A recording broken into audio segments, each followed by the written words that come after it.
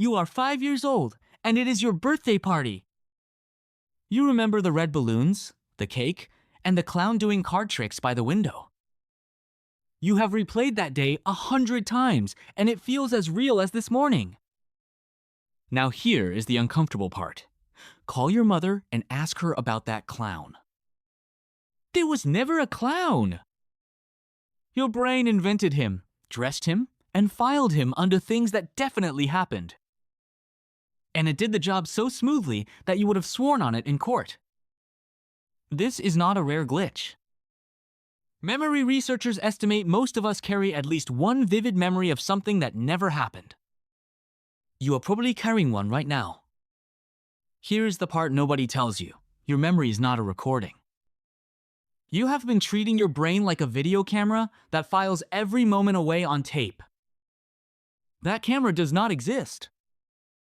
Each time you remember, your brain rebuilds the scene from scratch, like a stagehand assembling a set. And every rebuild slips in small errors, borrowed details, and pure fiction. Scientists call the process reconstruction, and it happens every single time you look back. Which leads to a genuinely unsettling promise. By the end of this video, you will doubt at least one memory you love. Because researchers have learned to plant entire fake memories in ordinary people, on purpose.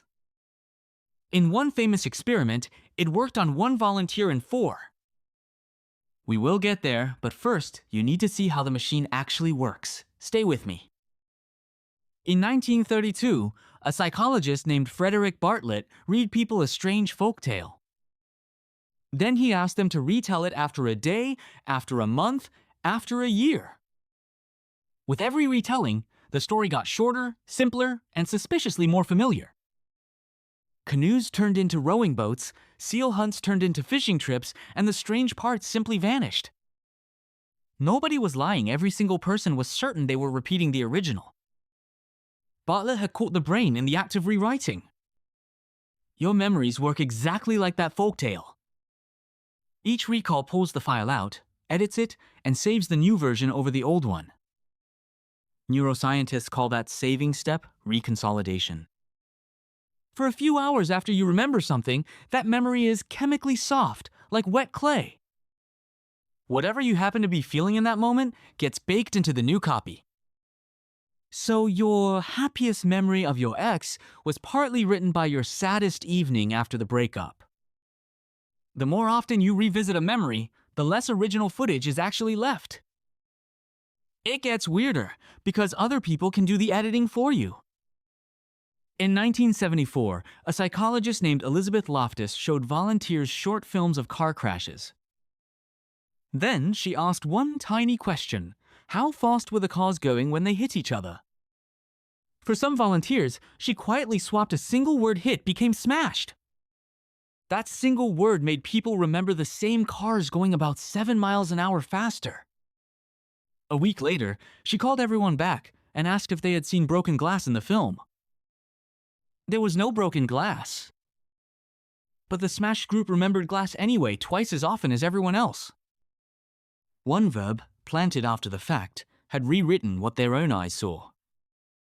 Scientists call this the misinformation effect, and it is frighteningly easy to trigger.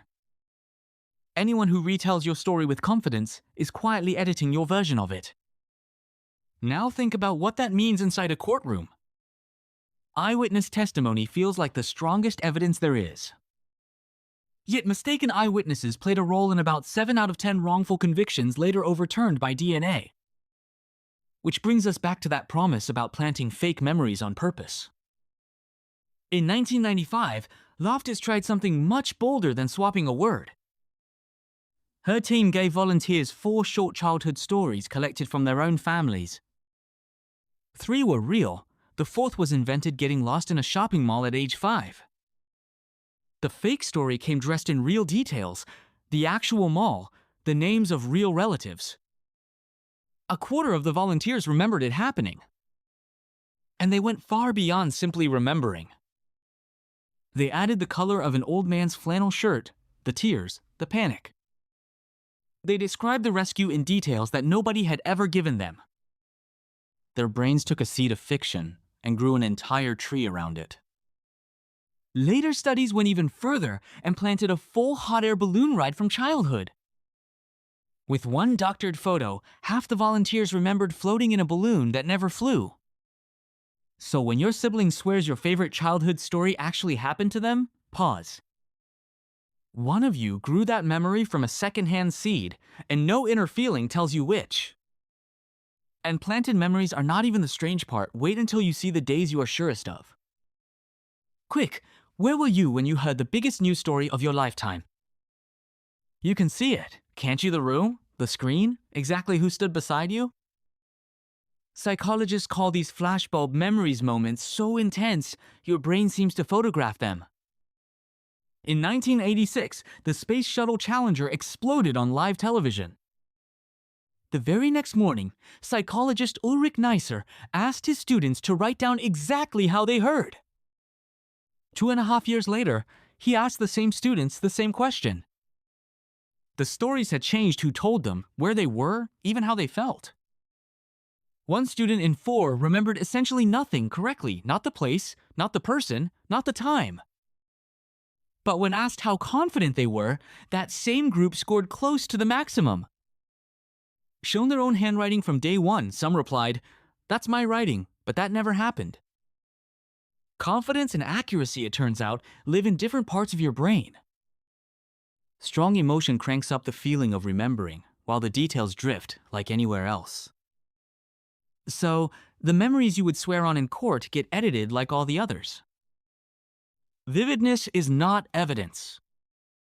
And when millions of brains make the exact same edit, things get properly weird. In 2009, a writer named Fiona Broom realized she remembered Nelson Mandela dying in prison. Thousands of strangers online remembered it too, complete with news clips and a funeral broadcast. Mandela was alive the whole time he died in 2013, a free man and former president. Broom named it the Mandela effect, whole crowds of people sharing one false memory. You almost certainly carry a few of these yourself. Want to test one? Picture the rich mascot from the Monopoly board game. Is he wearing a monocle? He has never worn one, not once, in nearly a century of board games. Millions remember the storybook bear family's name ending in E-I-N. It has always ended A-I-N. Even the galaxy's most quoted movie line was never spoken the way you remember it. No, this is not evidence of parallel universes, sorry to the internet.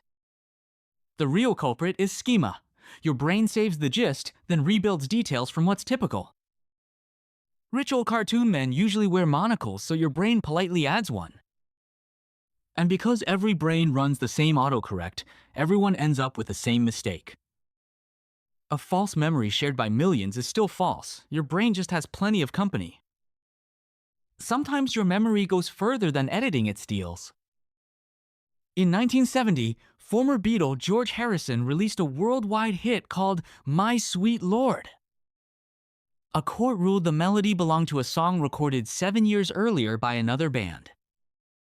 The judge didn't call him a thief, he called it subconscious plagiarism. Scientists call it cryptomnesia. Remembering an idea while completely forgetting it was never yours. Your brain files the idea away and quietly loses the label saying where it came from. Weeks later, the idea floats back up, feeling brand new and feeling like yours. In experiments, people asked to brainstorm ideas confidently repeat other players' suggestions within minutes. They aren't lying, the memory of hearing it is gone, but the idea stayed behind. Your memory also edits something sneakier than facts, your own past opinions. After every surprise in an election, a breakup, a crash, you hear yourself say, "I knew it." Psychologists call it hindsight bias, and they can measure exactly how your certainty time travels.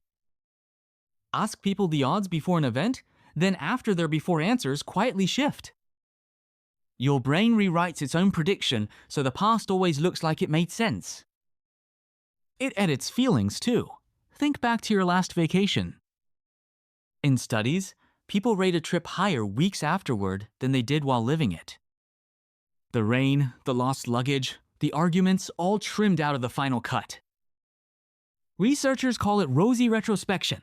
Your memory keeps a highlight reel, not a documentary. It's also why you cheerfully book the same chaotic trip again next summer. By now, your memory sounds like a con artist, so why would evolution build one in? Because a perfect recording was never the job surviving was. Your ancestor needed the gist, this bush feeds you, that shadow eats you. A memory that updates with every new lesson beats a dusty archive every time. The same machinery that replays your past also previews your future scientists. Call it mental time travel. To imagine tomorrow, your brain recombines pieces of yesterday, same parts, new scene. A system built for remixing can never be fully tamper-proof. False memories aren't the glitch, they're the price of a brain that plans ahead. You never owned a video archive. You own a simulator, and it points forward. Which brings us back to that 5th birthday party. The cake was real, the yellow shirt was real, the joy was absolutely real. The clown, the one you can still picture, was assembled years later from a photo and a story. Knowing that doesn't delete him, close your eyes, and he's still there, smiling. You'll keep the memory, you'll retell it, and it will keep quietly changing and feeling true. Because that isn't a flaw in your memory, that is what a memory is.